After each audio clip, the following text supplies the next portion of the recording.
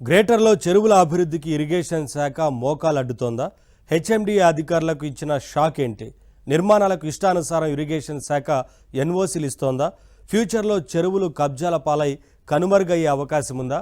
HMDA అధికారులు ఏమంటున్నారు?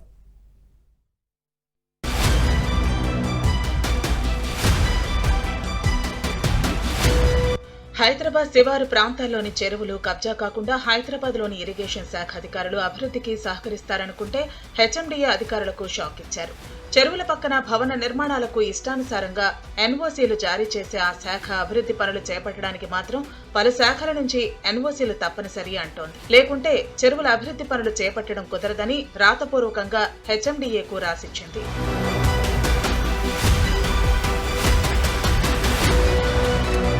పట్టాదారులకు మాత్రమే ఆన్లైన్లో ఎన్ఓసీ కోసం దరఖాస్తు చేసుకునే ఆప్షన్ ఉంది. ఎలాంటి పట్టాలు లేని హెచ్ఎండిఏకు ఎన్ఓసీల కోసం దరఖాస్తు చేసుకునే అవకాశం లేదు.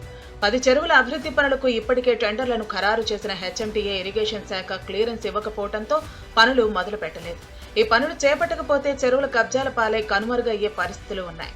చెరువులు, కుంటలు కబ్జా కాకుండా సంరక్షించడానికి హెచ్ఎండిఏ అభివృద్ధి పనులకు శ్రీకారం చుడుతోంది. ప్రభుత్వ ఆదేశాల మేరకు ఔటర్ రింగ్ రోడ్ పరిధిలోని చెరువుల అభివృద్ధికి ప్రణాళికలు రూపొందించింది. దీనిలో భాగంగా హద్దులను నిర్ణయించడం, కొన్నింటికి ఫెన్సింగ్ వేయటం, చెరువుల ప్రధాన కట్టలను వెడల్పు చేయటం, గ్రీనరీ పెంపకం, సమీపంలోని ప్రభుత్వ భూములను పార్కులుగా మార్చడం వంటి పనులు చేపట్టనున్నారు. చెరువులోకి మురుగునీరు చేరకుండా ప్రత్యేక చర్యలు తీసుకోనున్నారు. ఒక్కో చెరువు విస్తీర్ణం ఆధారంగా కనీసం 2 కోట్ల నుంచి 9 కోట్ల మేరకు వ్యయం చేసి రూపురేఖలు మార్చేందుకు హెచ్ఎండిఏ ప్రణాళికలు చేపట్టింది. తొలి దశలో 10 చెరువులను 68 కోట్లతో అభివృద్ధి చేయాలని టెండర్లను ఆహ్వానించింది. కాంట్రాక్టర్లకు పనులు కూడా అప్పగించింది. కానీ ఇరిగేషన్ శాఖ తిరకాస్తు పెట్టడంతో ఎక్కడి పనులు అక్కడే నిలిచిపోయాయి.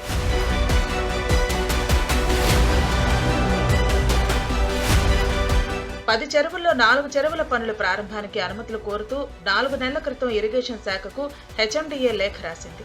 అందులో మేడ్చల్, మల్కాజ్గిరి జిల్లా పరిధిలోని ఆల్మాస్ కుంట, రా చెరువు, సుద్దకుంట, బోడుప్పల్ కుంట, నిజాంపేటలోని తుర్క చెరువు తదితర చెరువులున్నాయి.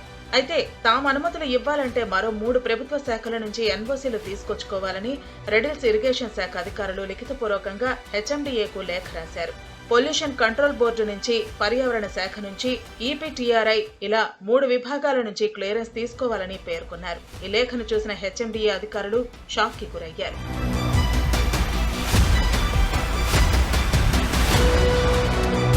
చెరువుల్లోనే పలు భవన నిర్మాణాలు చేపట్టడానికి ఇరిగేషన్ శాఖ జారీ చేసే ఎన్ఓసీలే కారణంగా ఆరోపణలున్నాయి.